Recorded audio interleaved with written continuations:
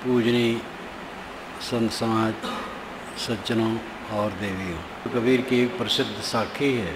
तन थिर, मन थिर, वचन थिर, सुरत निरति थिर होय। कह कबीर वह पलक ही कलप बराबर होय। तन थिर, मन थिर, वचन थिर, सुरति निरति थिर होय। कह कबीर वह पलक ही कलप बराबर होय। जिसका तन स्थिर है, तन संस्कृत में तनु कहते हैं, फारसी में तन कहते हैं। बात एक है, तन फारसी, अरबी, संस्कृत मिली जुली भाषाएं हैं। अरबी फारसी में कोई पाठ करता हो 50 गज की दूरी पर, तो यहाँ से आप निर्णय नहीं कर पाओगे कि संस्कृत में वो पाठ कर रहा है कि अरबी फारसी में। इतना विसर्ग उसमें है और इतना साम्य है। तन थिर, शरीर स्थिर हो। तन थिर का मतलब है इंद्रियां वश में, और मन थिर हो, और वचन थिर हो, और सुरत निरत थिर हो। तो एक पलक का समय कल्प बराबर मूल्यवान है। हम कितना दिन जीते हैं इसका मूल्य नहीं है, कैसे जीते हैं इसका मूल्य है। कई बूढ़े कहते हैं, महाराज सन 15 का सूखा मैं देखा हूँ। अमुक लड़ाई अंग्रेजों से जब अमुक से हुई थी, अमुक देश से, उसको मैं जानता हूँ। बहुत दिन जिए, लेकिन अगर उनका तन मन स्थिर नहीं है तो जी के क्या किए। जी करके आदमी कबाड़ बटोरता और कुछ नहीं बटोरता। जिसे हम उन्नति कहते हैं, उन्नति के फल में सब कबाड़ बटोरते हैं। कौन सा कबाड़? मानसिक उद्वेगों और विकारों का कबाड़।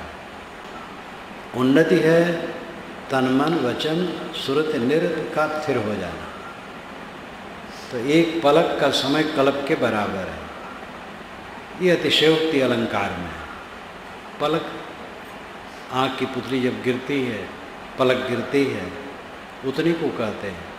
उतने से क्या हुआ, मतलब थोड़ा जीवन। और कल्प भी काल्पनिक है, वो भी अतिशयोक्ति है। 4 अरब 32 करोड़ वर्ष मनुष्य के बीतते हैं, तब उसको एक कल्प कहते हैं। ये पौराणिक कल्पना है कि ब्रह्मा की पूरी आयु कितने दिन की होती है। जब हम लोगों के 4 अरब 32 करोड़ वर्ष बीतते हैं, तब ब्रह्मा का दिन और इतने की रात। तो ब्रह्मा के 24 घंटे हमारे होते हैं 8 अरब 64 करोड़ वर्ष। और ऐसे 30 दिन रात का महीना उनका, और 12 महीना का वर्ष, और 100 वर्ष का पूरा जीवन। ये होता है 31 नील 10 खरब 40 अरब वर्ष मनुष्य का। बड़ी लंबी चौड़ी कल्पना है। ये वैदिक नहीं, पौराणिक है। वेदों में ऐसा कहीं नहीं कहा। चारों युगों का वर्णन भी वेदों में नहीं है। युग शब्द है, युग है जुआठा। 2 बैलों को जिस लकड़ी में गला फंसा करके जोड़ते हैं हल में, उसको जुआठा कहते हैं। वैदिक भाषा में युग उसको कहते हैं। युग कहते हैं छोटे छोटे समय खंड को, थोड़े थोड़े समय खंड को। दीर्घतमा मामतेयो जुजुर्वान 10वें युगे, ये ऋग्वेद में आता है। दीर्घतमा मामतेयो युजुर्वान 10वें युगे। दीर्घतमा ऋषि, दीर्घतमा ही इसको कहता है अन्य पुरुष के रूप में। दीर्घतमा मामतेयो, ममता का पुत्र। ममता नाम की दासी थी एक, उसी का पुत्र था दीर्घतमा। पिता का पता नहीं था, इसलिए माता का नाम लिया है। मातृ सत्ताक वंश का ये प्रभाव है। दीर्घतमा मामतेयो युजुर्वान बूढ़ा होने लगा। कब? 10वें युगे, 10वें युग में। 10वां युग है 10वां दशक। 90 वर्ष के ऊपर जब गया तो जीर्ण होने लगा। शरणाचार्य ने 10 युग पर्यंतम कह दिया है तो पौराणिक लहजा आ जाता है। 10 युग के बाद वो बूढ़ा होने लगा। खोला नहीं है उन्होंने, 10 युग पर्यंतम कर दिया है। स्वामी दयानंद सरस्वती ने अर्थ किया है कि जो दीर्घतमा है, घोर अंधकार में डूबा है, मामतेयो ममता से भरा है, तो 10वें युगे 10 वर्ष की उम्र में ही बूढ़ा हो जाता है। और वस्तुतः अर्थ है दीर्घतमा ऋषि है, वो ममता का पुत्र है, और 90 वर्ष से ऊपर जब हुआ 10वें दशक में लगा तब बूढ़ा होने लगा। चारों युगों का एक साथ वर्णन वेदों में कहीं नहीं, और इतनी अवधि का एक युग होता ये भी कहीं नहीं, वेद में नहीं है। ऐतरेय ब्राह्मण में आता है कलि शयानो भवति संजिहानस्तु द्वापरा उत्तिष्ठम अस्त्रेता भवति कृतम संपद्यते चरण। कलि शयानो भवति, जब आदमी सोता है तो कलि, कलि शयानो भवति संजुहानस्तु द्वापरा, जब जग गया तो द्वापर हो गया। उत्तिष्ठत अस्त्रेता भवति, उठ खड़ा हुआ तो त्रेता हो गया। कृतम सब संपद्यते चरण, जब चलने लगा तब कृतम सतयुग हो गया। ये लाक्षणिक भाषा में इंद्र के मुख से रोहित कुमार के लिए बताया गया है। 4 वर्षों में 4 गाथाएं इंद्र ने रोहित कुमार के लिए कही है। इसकी अलग कथा है, वो कथा कहने के यहाँ अवसर नहीं है। तो चारों युगों का एक साथ वर्णन लाक्षणिक रूप में मनुष्य के सोने, जागने, उठ खड़े होने, अवगत करने के विषय में कहा गया है। लाखों लाखों वर्ष का युग जो पुराण में वर्णन है ये वैदिक नहीं है। तो कल्प की कल्पना ही ऐसे ही है। ब्रह्मा, पुराण में जो ब्रह्मा बनाया गया है वो वेद से ही आया। ब्रह्मा वेद में है जो यज्ञ का कर्मकांड कराने वाला मुखिया है।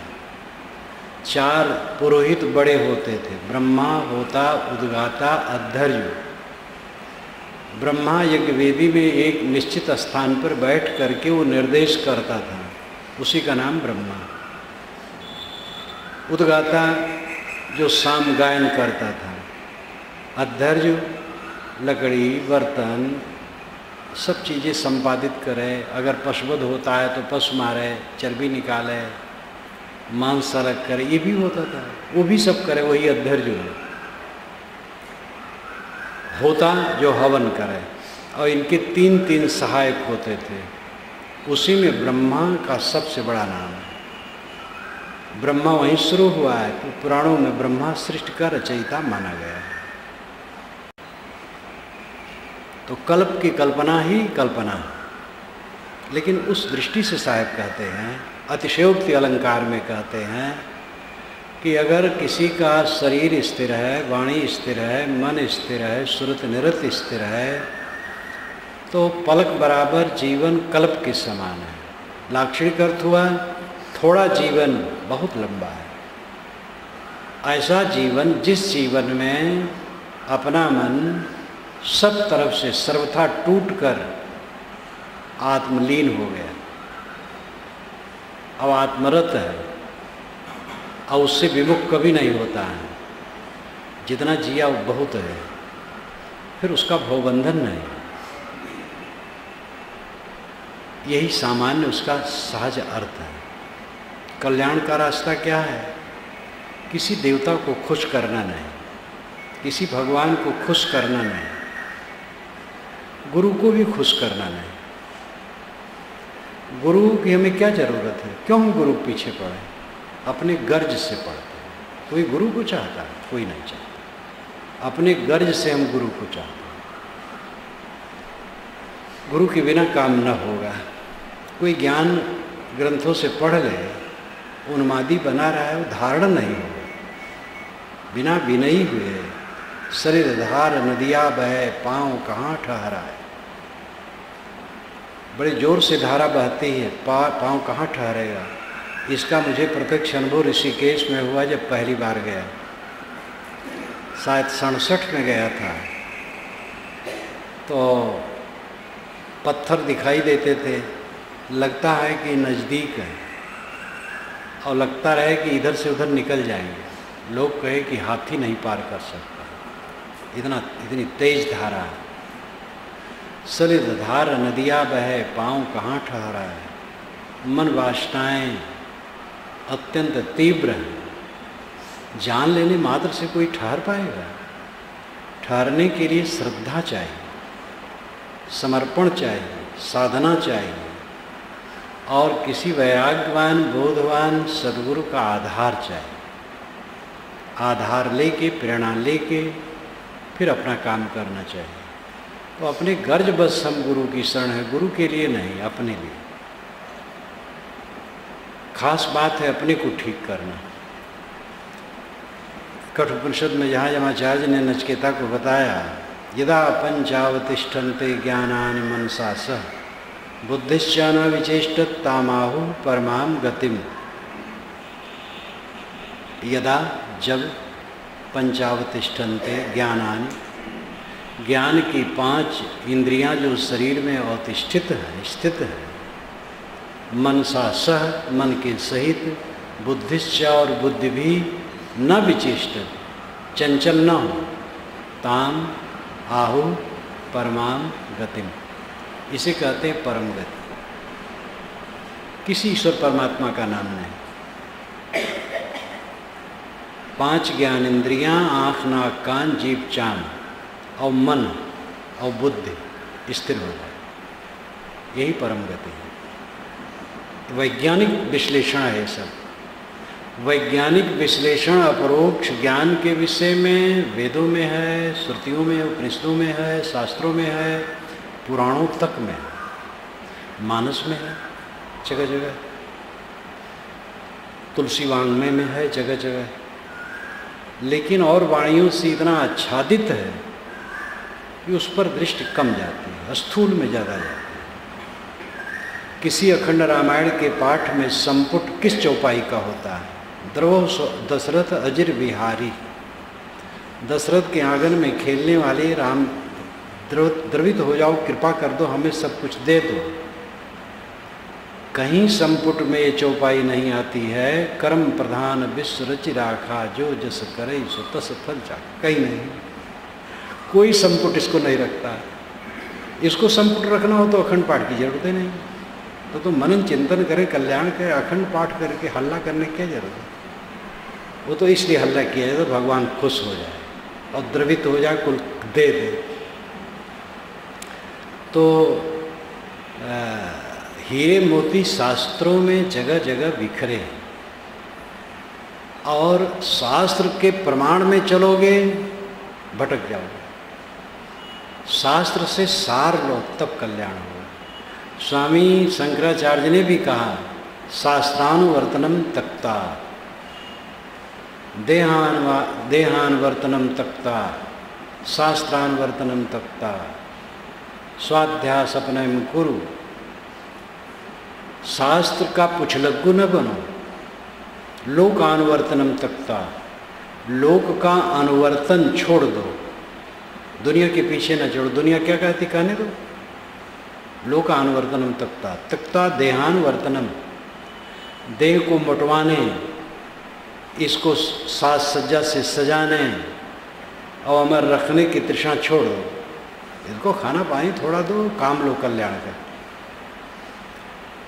शास्त्रानुवर्तनम तक्ता, तक्ता देहानुवर्तनम, लोकानुवर्तनम तक्ता, लोक का अनुवर्तन छोड़ दो, लोक के पीछे, और शास्त्र के पीछे न चढ़ो और देह के पीछे न चढ़ो। 3 के लिए कहा। अगले श्लोक में तो कहा है कि शास्त्र, लोक और देह, इसके मोही को सच्चा ज्ञान नहीं होता है।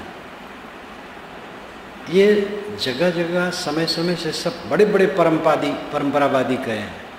गोस्वामी जी को परंपरावादी कहा जाता है, लेकिन उन्होंने कहा जड़ चेतन ही ग्रंथ परी गई, यदि मृषा छूटत कठिनाई, श्रुत पुराण बहु कहो उपाय, छूट न अधिक अधिक अर्झाई। जड़ चेतन की गांठ पड़ गई है और श्रुत पुराण ने बहुत उपाय कहा, लेकिन उलझता ही गया। तो यहाँ खंडन हो गया श्रुत पुराण का। सबके हृदय से सत कभी कभी निकल जाता है,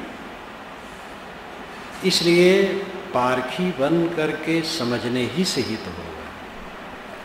आंख मूंद करके जो कहते हैं हम परंपरावादी हैं, वो उसका अर्थ थोड़ा सा है, संपूर्ण नहीं। और जो कहते हैं हम परंपरा विरोधी हैं, उसका भी अर्थ सापेक्ष है, निरपेक्ष नहीं, सर्वथा नहीं। कोई परंपरा विरोधी होकर जी नहीं सकता है और कोई परंपरा पूरी लेके चल के जी नहीं सकता है। शोधन सब समय हुआ है। तो इसलिए जहाँ पर सत्य स्थित की बात आती है, वहाँ कोई देवी देवता के नाम की जरूरत नहीं होती है, तत्व विश्लेषण की जरूरत होती है। तन को थिर करो, तन थिर इंद्रियों को वश में करना। आँख नाक कान जीभ चांद, ये 5 ज्ञान इंद्रियाँ।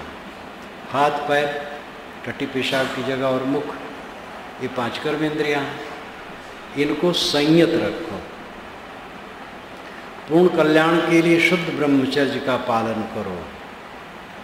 विरक्त साधु तो शुद्ध ब्रह्मचर्य से चले ही, गृहस्थ भी जो कल्याण चाहे वही भी चले। दुनियादारी काम भी हो गया और फिर उसमें डूबे हैं तो बेसमझी है, गंदी आदत है, कोई फायदा नहीं। अपने को निस्तेज करना, विवेकहीन बनाना, क्या फायदा। संयम से रहो, श्रेणी के अनुसार जो जैसे कर सकें। सबको संयम आवश्यक है। इंद्रियों को वश में करो, गलत न बोलो, गलत न सुनो, गलत न देखो। कोई गलत करता है बस चले तो सुधारने की चेष्टा करो, हमला करके नहीं, हमदर्दी से। हमला और हमदर्दी 2 है। हमला करके आप किसी को नहीं सुधार सकते। एक छोटे बच्चे को उस पर हमला करो, सुधरेगा? जिद करेगा और विपरीत हो जाएगा। हमदर्दी से सुधारने की चेष्टा करो। और ये भी समझ लो, कितनी हमदर्दी करो सब सुधर नहीं सकते। जीवन मुक्त पुरुषों के पास रहने वाले ऐसे हुए हैं जो नहीं सुधरे। इतिहास है, उनके जीवन में रहे हैं और सुधरे नहीं। देवदत्त का उदाहरण बुद्ध के पास की बात है। देवदत्त भी मेधावी था, वो महंती चाहता था। बुद्ध से एक बार कहा कौशाम्बी में, ये कौशाम्बी इलाहाबाद से 50 किलोमीटर पश्चिम दक्षिण कोण पर जमुना नदी तट पर है। आज भी भिट्टा सब पड़ा है। तो वहाँ पर जब वो आए, पहली बार जब वो घर गए, घर बुलाए गए, तो वहाँ गए, वहाँ से आए कौशाम्बी। तब उसने कहा कि आप बुजुर्ग हो गए हैं, आप ये समाज की सत्ता मुझे दे दीजिए, मैं सबको ठीक चलाऊँगा। बुद्ध ने कहा मुझे कोई दिया नहीं, ये लोग सब आए हैं, चल रहे हैं। बुद्ध जानते थे उसके अहंकार को। धीरे धीरे वो विरोधी हो गया। जो विरोधी हुआ हद, 500 साधुओं को फोड़ ले गए अपने तरफ। ऐसे साधु बेवकूफ़ होते हैं जो बुद्ध जैसे महापुरुष को नहीं समझ पाते, उनसे अलग हो जाते हैं।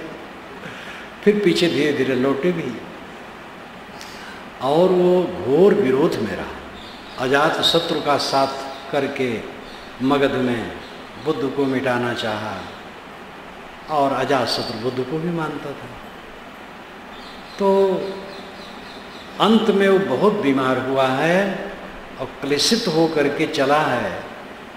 पालकी पर बैठकर चल नहीं पाता था। बुद्ध से मिलने के लिए एक सरोवर के पास उतरा है और वहीं मुख से खून गिरा है, मर गया। लेकिन उसकी चलाई शाखा हुएनसांग के ज़माने तक थी। हुएनसांग ने लिखा है कि अमुक मठ में जो कि देवदत्त का चलाया है, वहाँ दूध की बनी चीज़ भी नहीं खाई जाती। मांस तो दूर, दूध की बनी चीज़ भी नहीं खाई जाती। तो 1200 वर्ष बाद बुद्ध के भी उसकी शाखा जीवित थी। तो ये मोह कि मैं सबको सुधार दूंगा, भ्रम है। अपने को केवल सुधार ले, बस पूरी दुनिया को हमने सुधार लिया। और जो दुनिया को सुधारने के चक्कर में पड़ता वो भोला है, भाग जाएगा, भटक जाएगा, कोई नहीं सुधार सकता। विवेकवान अपना काम किए हैं, दूसरे का रास्ता दिखाए हैं, जिनके गर्ज हो सुधरे, न गर्ज हो न सुधरे। अपने को सुधार लेना, सबको सुधारना है। हम सुधरे रहें, जो देख पाएंगे हमसे प्रेरणा लेंगे। ये भी हविस बहुत लोगों को है, साधुओं को तो बहुत, कि मैं दुनिया को बदल दूंगा, और थोड़े दिन में थक जाते हैं, तब पश्चाताप करते हैं।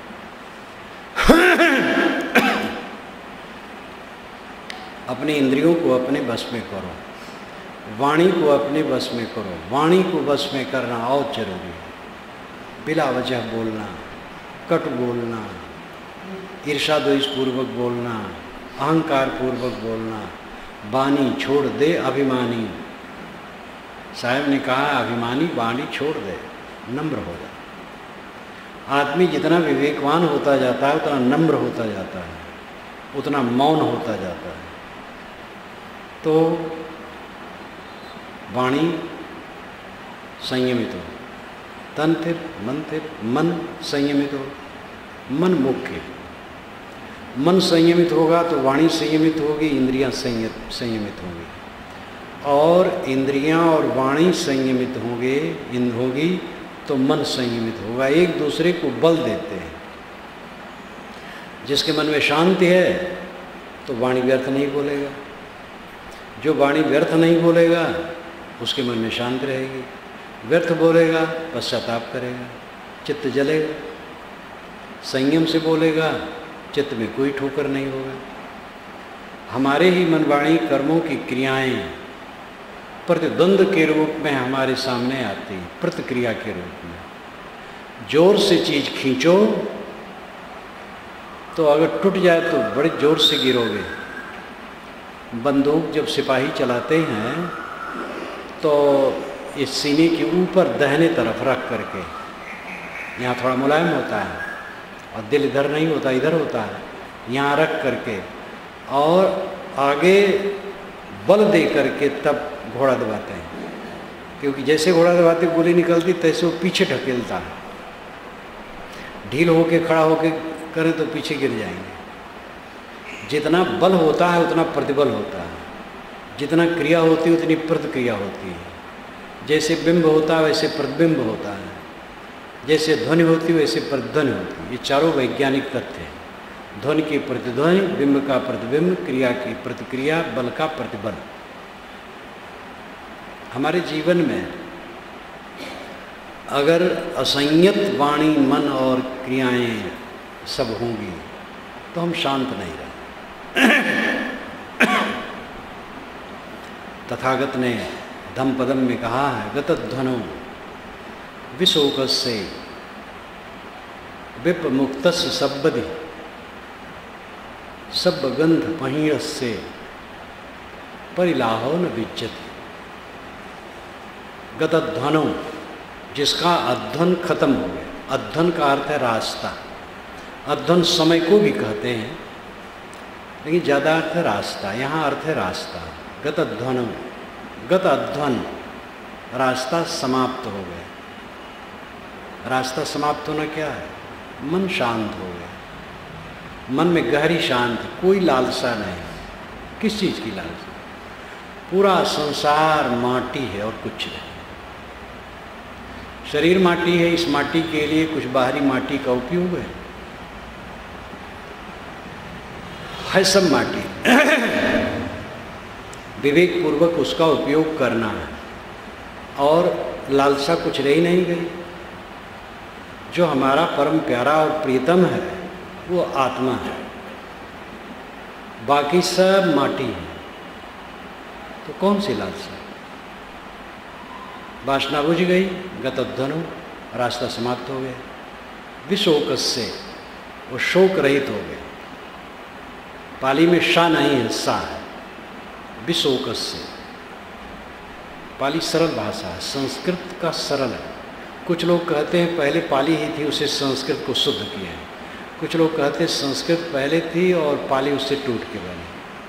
संस्कृत तो बहुत प्राचीन है, इसमें दो राय नहीं। वेद संस्कृत में ही जो प्राचीनतम ग्रंथ है।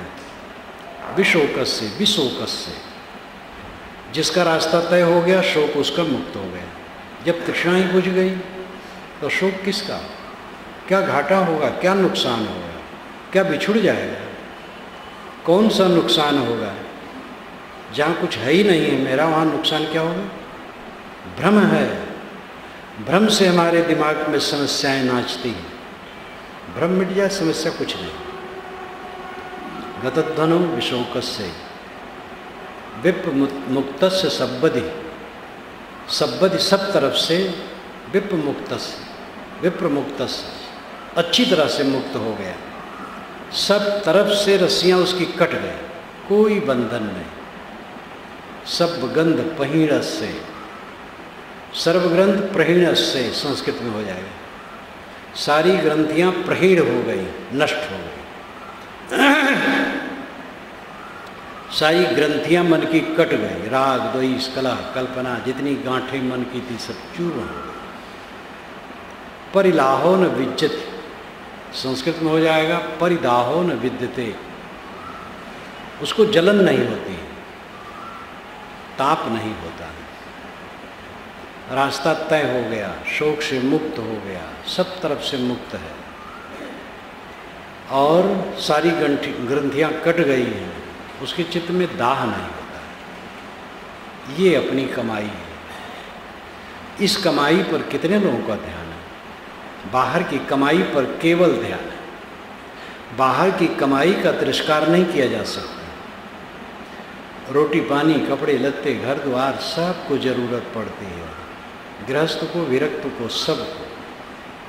एक विरक्त बस पर बैठे, कंडक्टर पूछेगा टिकट नहीं है, पैसा नहीं है, उतर जाओ। वहाँ उस विरक्त को भी पैसा देना पड़ेगा, नहीं उतरना पड़ेगा। तो व्यवहार व्यवहार के ढंग से चलता है। इसलिए काम धाम करना बुरा नहीं। जीवन मुक्त की रानी में प्रायः वेदांती, पारखी ये सभी मानते हैं पुराने कि वो जीवन मुक्त पुरुष दूसरे द्वारा अर्पित वस्तुओं को लेकर के निष्काम हो करके गुजर करता है। मैंने तो विवेक चूड़ामणि के भाष्य में लिखा कि जीवन मुक्त पुरुष मजदूरी करके भी खा के मुक्त रह सकता है। जीवन मुक्त पुरुष से कोई भोजन दे दे तो खा लिया तब मुक्त रहेगा, और अगर स्वयं मजदूरी करके खाए तो नहीं मुक्त रहेगा। एक महात्मा को श्री विशाल साहब हमसे बताते थे कि श्री विशाल साहब कबीरपंथ के एक महान संत हो गए, जीवन मुक्त कृतार्थात्मा।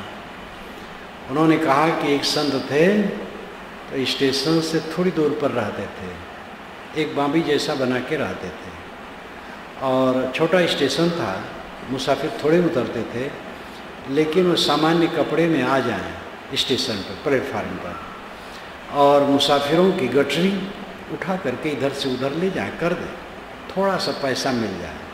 बस एक दो तीन फेरा कर लेते थे, बस उतने से काम वो चला लेते थे और उसी से वो अन्न ले लें और खाने की सामग्री ले लें, पका के खा लें और भजन करें। तो मेहनत मजदूरी करके खा करके भी जीवन मुक्ति प्राप्त की जा सकती है। जीवन मुक्ति कोई प्राप्त कर सकता है। भ्रम मिटना चाहिए, समझ होनी चाहिए।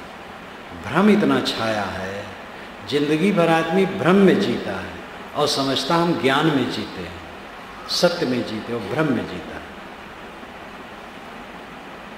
तन थिर, मन थिर, वचन थिर, सुरत निरत थिर हो।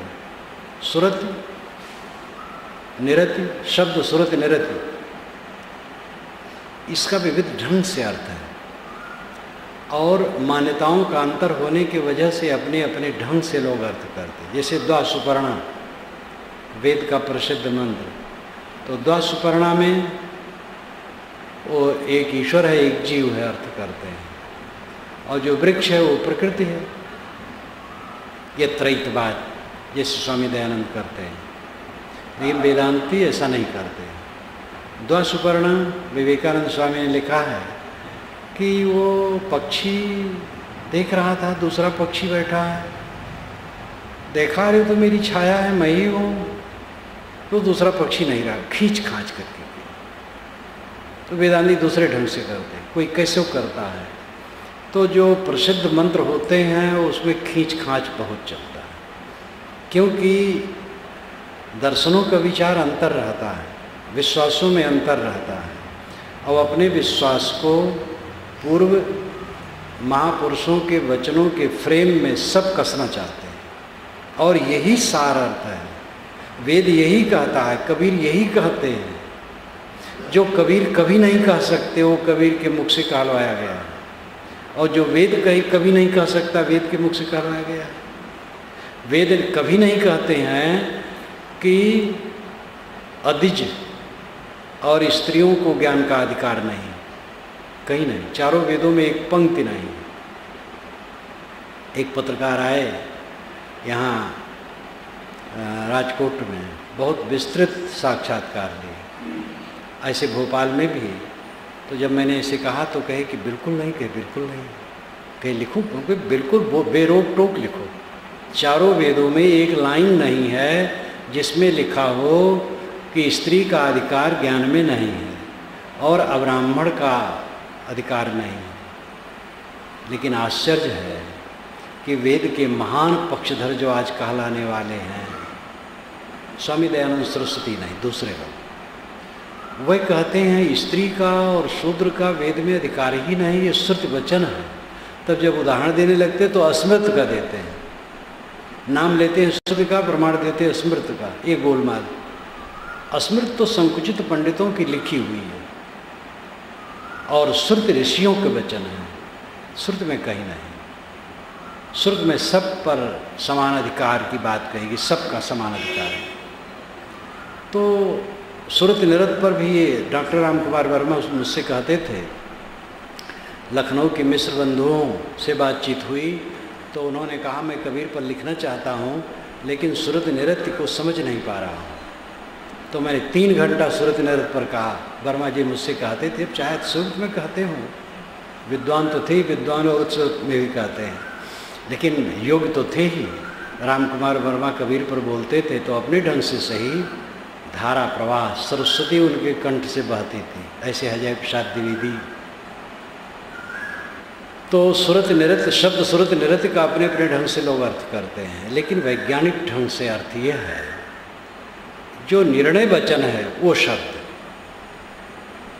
शब्द तो कुछ लोग ऐसा भी मानते हैं कि यहाँ कपाल कुहर में ऐसी आवाज़ सब समय होती है, वही वो शब्द है, उसी में श्रुति का लगाओ और निरत लीन हो जाओ, ये शब्द श्रुति योग है। तो ये जो कल्पना करते हैं उसमें कहते देखो कोई वर्ण है उसमें आ न रहे तो वर्ण गिर जाएगा, जैसे क ख ग, का कहने से तब आ आएगा, तब आएगा। तो सभी वर्णों में आ है, इसी प्रकार सभी में आ है, आ ही भगवान है, और यहाँ आ होता रहता उसे मन लगाओ। अब ये सब तो आप कल्पना कर रहे हैं, कोई राधा आ नहीं, राम राम है। कौन राम? तो भी अलग अलग है। वैष्णव कहेंगे श्री राम, लेकिन कृष्ण उपासक श्री राम नहीं, बलराम वाला राम। हरे कृष्ण हरे राम, राम राम हरे हरे। तो हरे कृष्ण जो कृष्ण जी हैं, और राम वो श्री राम नहीं, वो बलराम है। इसलिए जो 16 शब्दों का मंत्र चलता हरे राम हरे कृष्णा, उसमें राम श्री राम का अर्थ मत मानिएगा, वो बलराम जी हैं। अपनी अपनी अद्भुत अद्भुत निष्ठाएं हैं, इतना खींचतान है कि हद है।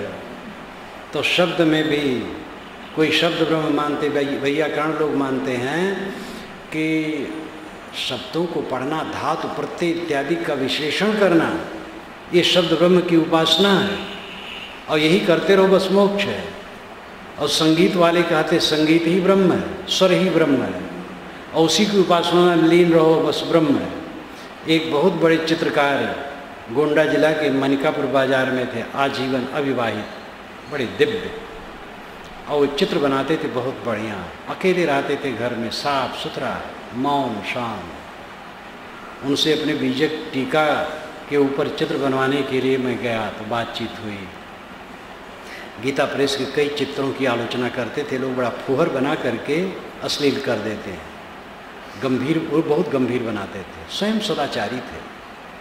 तो कहें कि बस उपासना में लगा रहता हूँ, और रात में जो चित्र बनाते रहे तो कहें मैं उपासना में लगा रहता हूँ। तो काम भोग वाले कहे भोग ही ब्रह्मानंद है।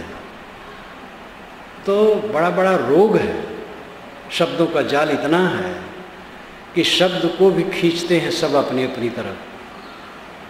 लेकिन साहब कहते शब्द शब्द सब कोई कहे, वो तो शब्द विदे, जिब्बा पर आवे नहीं निरख परख कर ले। सभी लोग शब्द शब्द कहते, राम रहीम अल्लाह खुदा गाड़ देवी देवता, ये शब्द शब्द तो कहते हैं, लेकिन जो तत्व हो शब्द काया से रहित है, वो तो शब्द ही है, शब्द को जानता है। जहाँ शब्द विश्राम पा जाते हैं वो सीमा, वो परम तत्व है स्वयं। तो शब्द सुरति निरति, शब्द वह है जो आत्मा का अपरोक्ष बोध कराए, निर्णय वचन जो अपरोक्ष बोध कराए, परोक्ष नहीं। ये वेदांती भी मानते हैं कि जो परोक्ष ब्रह्म है वो कार्य ब्रह्म है, और वो जगत को समझाने के लिए। जगत कैसे बना? परोक्ष ब्रह्म से बना, उपासनी नहीं, अपरोक्ष ब्रह्म उपासनी, ये वो भी भेद करते हैं। और मेरे विचार से परोक्ष ब्रह्म है तो सृष्टि के समाधान के लिए कल्पना है। सृष्टि तो सदा से है, बनाता कौन है उसको? बीज वृक्ष, दिन रात, और अंडा मुर्गी, स्त्री पुरुष का प्रवाह, सब समय है, कोई बनाता बनाता नहीं। कोददर्श प्रथमम जायमानम अस्तनवंतम यदनस्तामि घर, ये भी दीर्घतमा का वचन है। दीर्घतमा बहुत यशस्वी ऋषि है वेद में। किसने देखा सूक्ष्म प्रकृति को बनते हुए? सूक्ष्म प्रकृति अनस्था है, हड्डी रहित है, और जड़ जगत ये हड्डी वाली स्थूल है। स्थूल जगत को लेकर के जो सूक्ष्म प्रकृति निरंतर गतिशील है, उसको बनते किसने देखा है? मतलब ये सब सदा से है। तो ये सृष्टि के विषय में समाधान करने के लिए परोक्ष ब्रह्म की लोग कल्पना कर लेते हैं, और सृष्टि का समाधान जिसका वैज्ञानिक है उस चक्कर में नहीं पड़ता, वो अपरोक्ष ब्रह्म पर ही सोचता है। अपरोक्ष ब्रह्म, अपरोक्ष मतलब स्वयं प्रत्यक्ष, ब्रह्म नाम श्रेष्ठ, ये स्वसत्ता ही श्रेष्ठ है, तो उसको कोई चक्कर नहीं, भूल भुलैया नहीं पड़ना है। और कितने वेदांती इसी को सोचते हैं। तो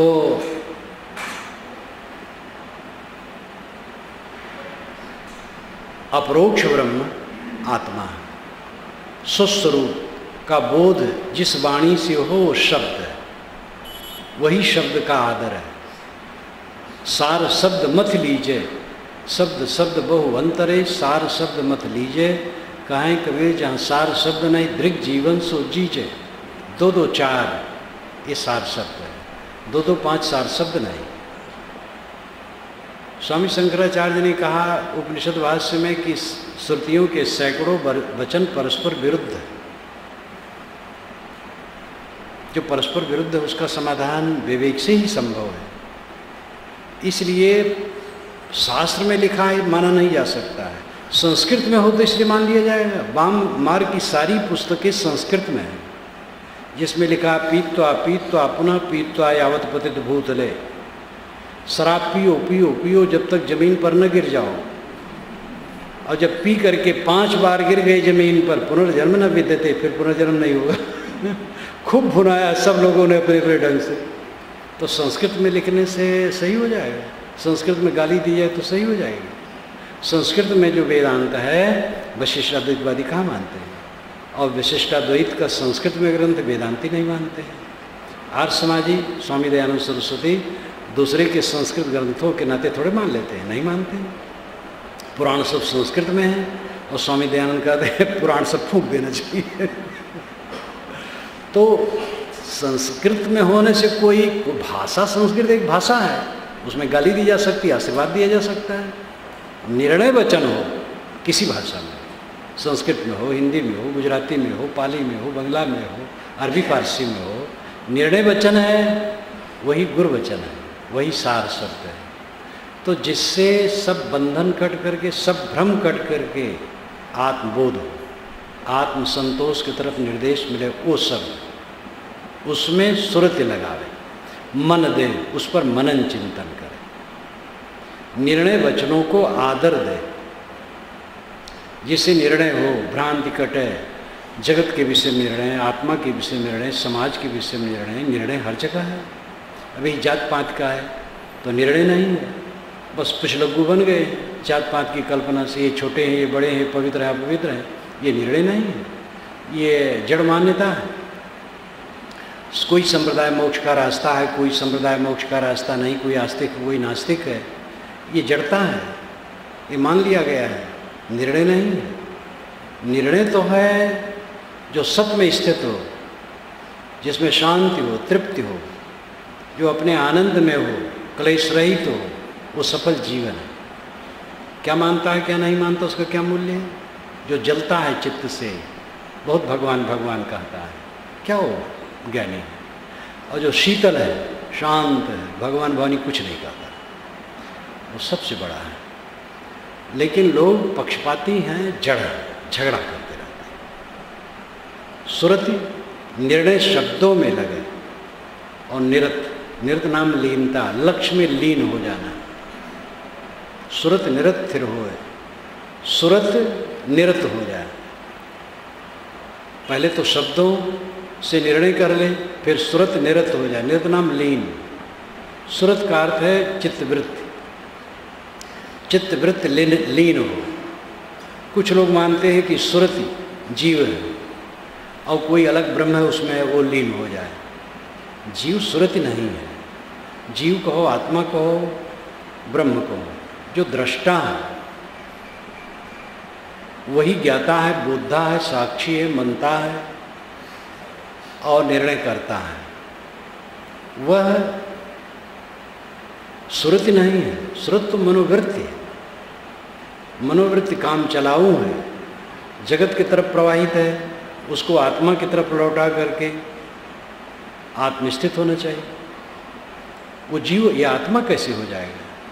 अब आत्मा से अलग परमात्मा उसमें लीन होना, तो परमात्मा और आत्मा दोनों विकारी हो तो लीन हो सकते हैं। जैसे एक बूंद है और एक बूंद पानी है और एक लोटा पानी है, तो बूंद का पानी लोटा के पानी में डाल दो तो लीन हो जाएगा, क्योंकि बूंद का पानी विकारी है। विकारी नाम परिवर्तनशील कणों का समूह, और लोटा में जो पानी है वो भी विकारी है, तो विकारी विकारी लीन हो गए इसमें।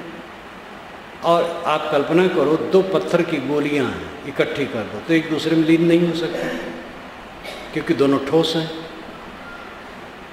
वैसे वो भी विकारी है। पत्थर की गोलियों को पीस दो, पीस करके एक में मिला दो, मिल जाएगी। वो एक उदाहरण मात्र है कि कठोर दोनों है, एक में दूसरे में लीन नहीं होगी। आत्मा परमात्मा जब दोनों अखंड है तो एक दूसरे में लीन कैसे हो जाएंगे? बूंद जो परा समुद्र में सो जान सब कोई, समुद्र समाना बूंद में जाने विरला कोई। ये कबीर साहब की बीजक की साखी है। बूंद समुद्र में गिरती है, इसको सब जानते हैं, लेकिन समुद्र का पानी भाप बन करके बूंद बनता है, वैज्ञानिक जानते हैं। ये कबीर, जिनको अनपढ़ कबीर कहते हैं कितनी सूक्ष्म बातें कहते हैं। बूंद जो पड़ा समुद्र में सो जानत सबको, लेकिन समुद्र समाना बूंद में जाने बिरला को। ये अन्योक्ति अलंकार में उन्होंने अपने सिद्धांत को कहा, और अन्योक्ति अलंकार में सिद्धांत सामने नहीं आता है अक्षरों में, जो मर्मी है उसको समझता है। वेदों में और कबीर वाणी में, अलंकार में बहुत कहा गया है।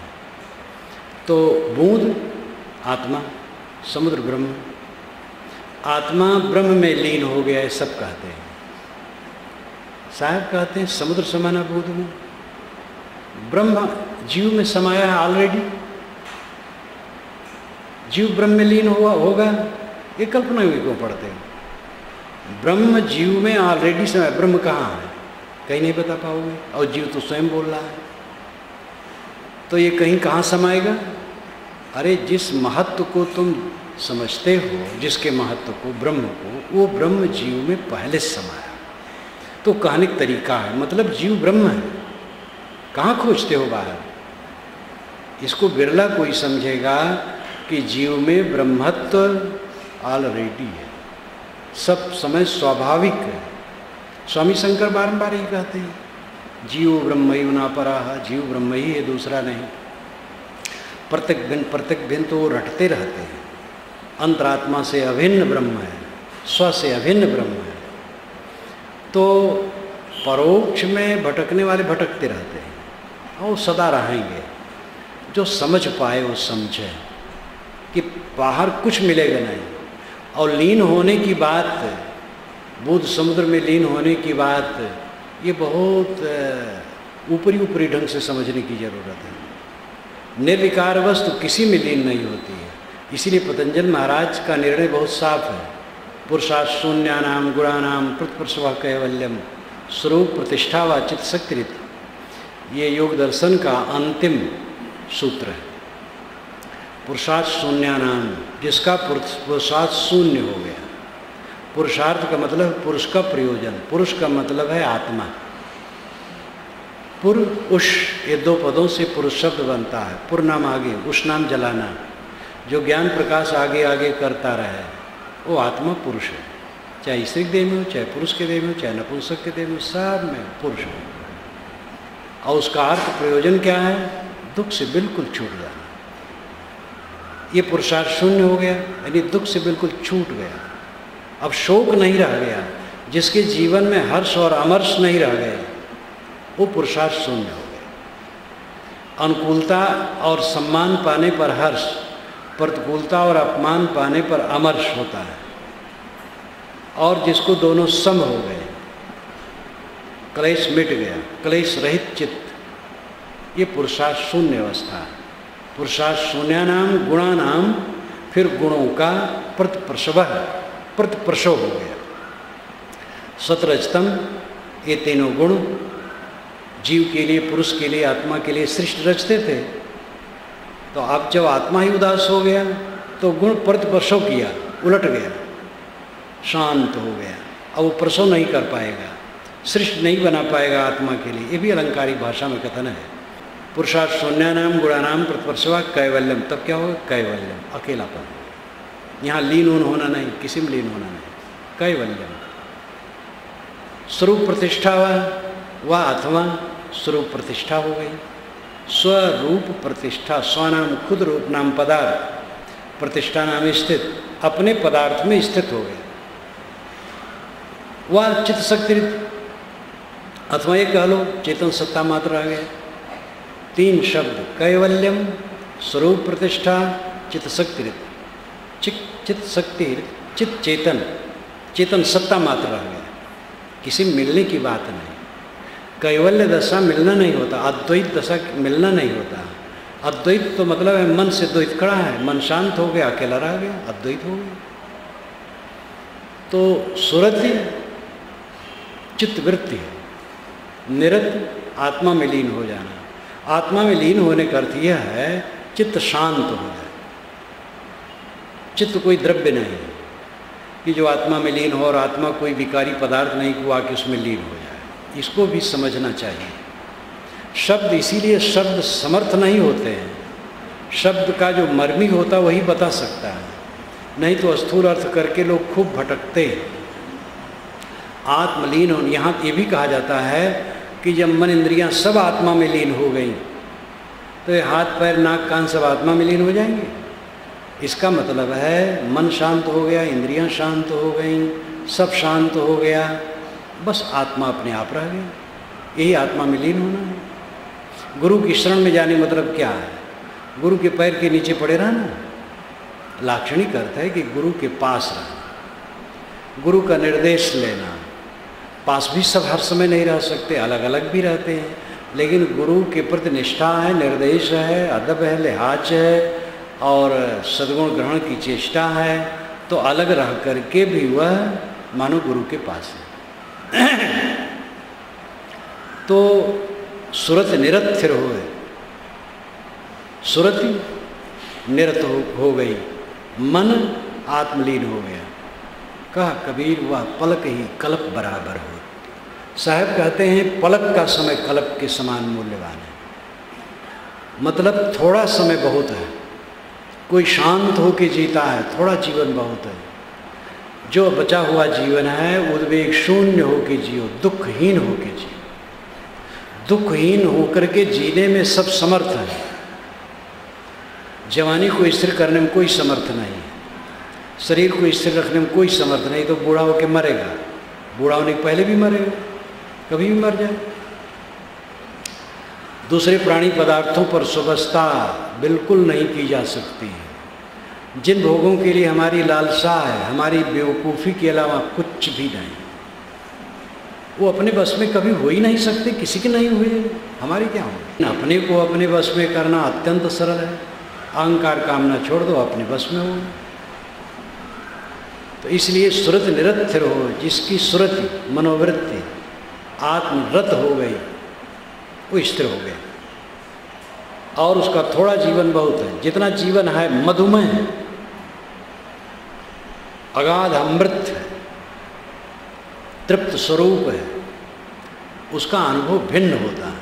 सामान्य व्यक्तियों का अनुभव तो स्थूल जैसे चमक दमक देखा, भूल गया। वो सब कुछ सब समय पानी के बुलबुले की तरह, मृग मरीचिका की तरह देखता है। बड़े बड़े वैभव कुछ दिन में शून्य हो जाते हैं। यदुपते क्वागता मथुरापुरी, रघुपते क्वागत उत्तर कौशला, इत विचिंत मनः कुरुष स्थिरम न स्थितम जगत इत्येव धारे। यदुपत श्री कृष्ण महाराज की मथुरा का ऐश्वर्य कहाँ गया? रघुपत श्री रामचंद्र जी के उत्तर कौशल का ऐश्वर्य कहाँ गया? आप अपने लिए सोचो, आपका ऐश्वर्य कहाँ रहेगा? मुझे तो बहुत बारंबार यहाँ यही याद आ जाती है। महाराज जी इस आश्रम के चक्रवर्ती सम्राट थे, आज वो कहाँ? कौन कहाँ रहता है? कोई नहीं रहता। इतना साफ साफ है, लेकिन भ्रमित जीव जैसे ज्योति में पतंगे जलते हुए भी कूद पड़ते। एक बार का मुझे अनुभव है, ढबरी के प्रकाश में मैं लिख रहा था, बहुत पुरानी घटना है। तो एक पतंगा आया, उधर जाने लगा, मैं रोकने लगा, लेकिन इसका एक पंख जल गया। तभी हटाने लगा, वो हटा नहीं, उस कूद पड़ा उसे और फक दे पूरा जल गया। ये मोह, देखते जानते हुए कि जल रहे हैं उसमें कूद रहे हैं। असली ज्ञान है अपने को विषयों से, कुतर्क से, कुचिंतन से, विवाद से, कलह से, दुनिया के भोग ऐश्वर्य की लालसा से बचाना, अपने को अंतर्मुख करना। ये सबसे बड़ा ज्ञान है, विज्ञान है, भक्ति है, सब कुछ है। और ये न करे, ज्ञान छांटता रहे तो क्या होगा? तो साहब कहते हैं तन थिर, मन थिर, वचन थिर, सुरत निरत थिर हो। इस पर ध्यान दो, इंद्रियों को संयमित करो। तन थिर का सामान्य अर्थ भी है। कितने प्रवक्ता हैं, बोलते हैं तो पूरा मंच हिला देते हैं, हाथ पटकते हैं और आँख चमकाते हैं, भौं चमकाते हैं, कमर चमकाते हैं, अपना हाथ देह भर पर सहलाते रहते हैं। बहुत बहुत भ्रम, चंचल राजनेता नहीं, धर्म नेता कितने ऐसे हैं। ये भी ठीक नहीं। स्थिर हो, जहाँ बैठो स्थिरता से बैठो, खड़े हो स्थिरता से खड़े हो, चलो गंभीरता से चलो, कोई भी काम करो उसमें स्थिरता होनी चाहिए। स्थूल इंद्रियों को भी स्थूल क्रियाओं में स्थिरता चाहिए। लेकिन यहाँ तन थिर का मतलब है इंद्रियों पर संयम, और वाणी पर संयम, और मन पर संयम। फिर सुरति का आत्मरत हो जाना, मनोवृत्ति का आत्मलीन हो जाना। क्रमशः साहब बताते हैं, इंद्रियों को वश में करो, वाणी को वश में करो, मन को वश में करो, और चित्त वृत्ति को आत्मलीन कर दो, आत्मा के अलावा कुछ न सोचो। बस ऐसा जीवन अगर है तो आपका थोड़ा जीवन भी बहुत है और इसी का फल अनंत मोक्ष है।